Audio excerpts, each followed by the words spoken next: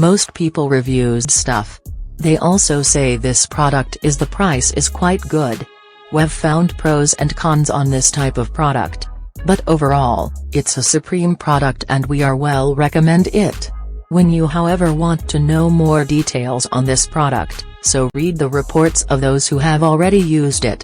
Visit the product detail link in description for an item you wish to buy. Tap add to cart.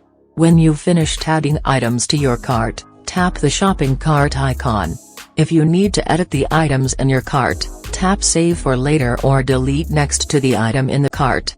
Tap proceed to checkout and follow the on-screen instructions. Review your order information and tap place your order to complete your purchase. You'll see an order confirmation screen when your purchase has been completed.